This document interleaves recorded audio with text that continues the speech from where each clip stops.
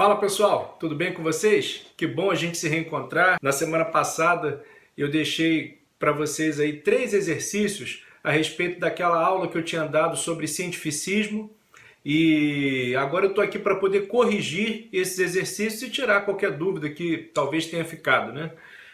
A questão 1 pergunta: o que é cientificismo? Primeira coisa que a gente precisa esclarecer a respeito do cientificismo é que o cientificismo é uma crença, é uma ideologia. Ideologia, por definição, é um sistema de crenças. E o que diz o cientificismo? Diz que a ciência é o único saber válido que supera todos os outros tipos de saber, saber religioso, o saber filosófico, e que nós chegaremos num momento em que nós vamos atingir uma certa maturidade intelectual, em que a gente não vai mais dar trela para nenhuma outra conversa que não seja científica. Então, nada que não tenha passado pelo crivo, pelo cadinho do método científico será considerado válido. Inclusive, essas coisas a gente vai até deixar para lá, a gente não vai nem falar sobre elas. Isso fica muito claro naquela fala de Wittgenstein sobre aquilo que não se pode falar, se deve calar. Então, se a ciência, com a sua linguagem, com o seu método, não consegue dar um certo parecer, não consegue dar uma certa legitimidade para um determinado discurso, então esse discurso precisa ser simplesmente abandonado.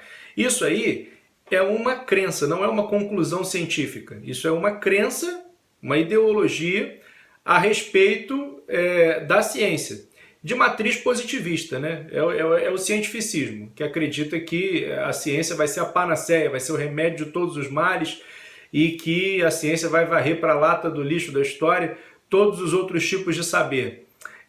Isso foi muito forte aí nos séculos XVIII e principalmente no século XIX, pega um pouco o ambiente positivista e naturalista também, até na segunda metade do século XIX, e como eu disse para vocês, no século XX essa crença sofre um abalo. Questão 2, explique a lei dos 3 estados de Augusto Comte. Então, Comte é o pai do positivismo e ele tem essa visão sobre a história do pensamento humano, e ele diz que essa história do pensamento humano percorreu 3 etapas, que são etapas que o indivíduo também percorre. Existe lá a primeira etapa, que é o chamado estado teológico, em que o homem tem sede, sim, de explicar a verdade, de conhecer as coisas, de saber a causa, a origem das coisas, como dizia Aristóteles lá no início da metafísica, todos os homens desejam por natureza conhecer é um desejo do homem, né? Todo aquele que vivencia a experiência humana vivencia também essa sede intelectual, esse desejo de conhecer, mas no estado teológico o homem ainda está muito preso a fantasias. Então ele explica todas as coisas a partir da ação de deuses, a partir da ação de seres sobrenaturais. Por isso, estado teológico, né? Theos significa Deus. Bom, aí depois chegaria no período filosófico ou metafísico, que seria uma espécie de adolescência intelectual, em que o homem abandona todo tipo de fabulação e procura explicar as coisas com outras ferramentas, só que ele ainda não tem o rigor do método científico, então ele produz filosofia. A filosofia ainda é um discurso abstrato sobre a realidade. Ele é parcialmente baseado na observação, mas ele não é comprovado com experimentos críticos, porque o conhecimento filosófico ele ainda é um palpite sobre a realidade, ele ainda não tem aquela comprovação empírica, experimental. Isso só vem com o advento do método científico, e aí a gente chega no terceiro estado, que seria o estado positivo, em que o homem só daria valor, só tomaria como válido, como realmente válido e definitivo, aquilo que a ciência pode atestar como algo verdadeiro. Então, somente a ciência pode validar, a partir do método científico, do rigor do método científico, pode validar alguma proposição como verdadeira. Então, a partir do momento que o homem só aceita o discurso científico como verdadeiro, então ele chega ao estado positivo. E Augusto Conte faz uma leitura da história da humanidade, dizendo que a humanidade percorreu, então, esses estágios, até chegar na modernidade iluminada, até chegar nesse período aí pós-iluminismo, em que as luzes da ciência venceram então as trevas do obscurantismo, venceram os resquícios do obscurantismo que ainda restavam na civilização. Então o Conte é um profeta desse novo tempo, né? desse tempo de iluminação da ciência. Ele acredita nisso. A mesma coisa acontece com o indivíduo, né? Isso que aconteceria com a humanidade acontece também com o indivíduo. Também o indivíduo tem a sua infância intelectual, cheia de fábulas, com amplo espaço aí para a imaginação. Depois ele chegaria a uma certa adolescência intelectual para por fim chegar à maturidade intelectual. E aí nós, quando somos adultos, nós somos inteiramente científicos. Nós somos totalmente neutros, nós somos totalmente objetivos, nós já não misturamos mais aquelas nossas emoções, aquelas nossas paixões com o conhecimento. Nós conseguimos depurar o conhecimento de toda fabulação, de toda emoção, de toda imaginação e temos então um conhecimento sólido, neutro, realmente objetivo. Essa é a ideia do Augusto Conte. Questão 3. Por que a ideia de progresso contínuo sofreu uma crise no século XX? Porque essa ideia de progresso contínuo ela parte do princípio de que a ciência é um discurso monolítico, definitivo, que não está sujeito a reformas, que não está sujeito a revisões. Só que no século XX, alguns filósofos como Karl Popper, como Thomas Kuhn, mostram que a ciência também tem uma historicidade.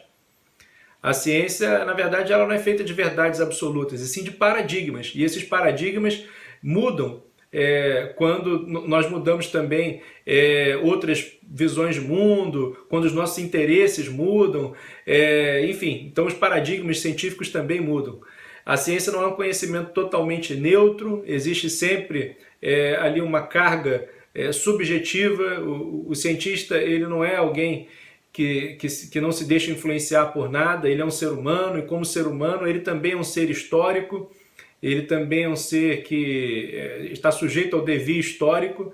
Tudo muda, né? A moral muda, a religião muda, a política muda. Por que a ciência não vai mudar? A ciência também muda. E aí o Thomas Kuhn escreve um livro chamado Estrutura das Revoluções Científicas, em que ele mostra que de época para época a ciência sempre muda, né? Quando muda a época, muda também o discurso científico, enfim. E na verdade a ciência não é feita de verdades absolutas, mas de paradigmas temporários, que têm uma validade ali bem determinada. Bom, então isso acontece, e essa ideia do progresso contínuo também, né? Porque a própria ideia de progresso supõe que você sabe o que é melhor, mas a filosofia contemporânea ela é feita de uma crise da razão. Então, a partir da filosofia contemporânea se valoriza muito a ideia de diversidade, de diferença, e se diz que essa ideia aqui de que a filosofia iluminista europeia do século XVIII, do século XIX, é superior, isso aí teria servido para poder justificar um certo colonialismo cultural, ideológico sobre povos indígenas, sobre povos americanos, sobre povos africanos, e enfim, não existe essa ideia de progresso contínuo, nem sempre é assim. Você não pode dizer que uma cultura é melhor que a outra, isso seria etnocentrismo, eurocentrismo. Por que a modernidade europeia iluminada é melhor do que certas culturas tribais?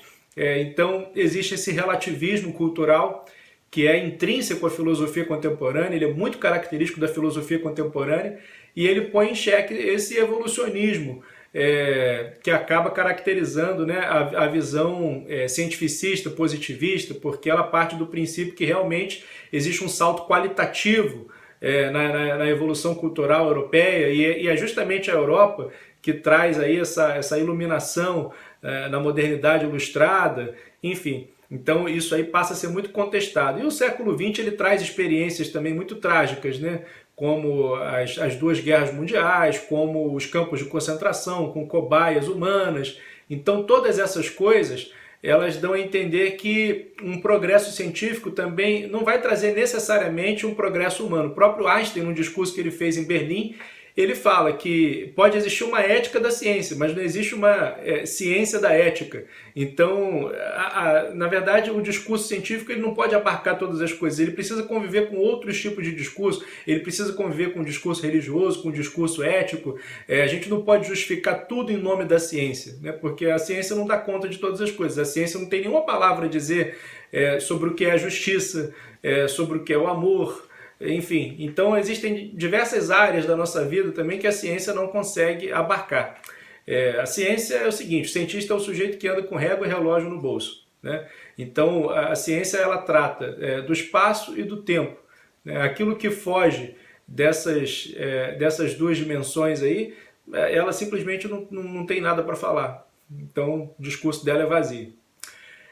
Por isso, no século XX, então, se entende que não é assim. A ciência não é a última bolacha do pacote e que existem outros saberes que também são válidos e que não necessariamente a gente está evoluindo o tempo todo. A ciência pode ser instrumentalizada para o mal também, etc. Tá bom, galera? Espero que vocês tenham entendido esse conteúdo.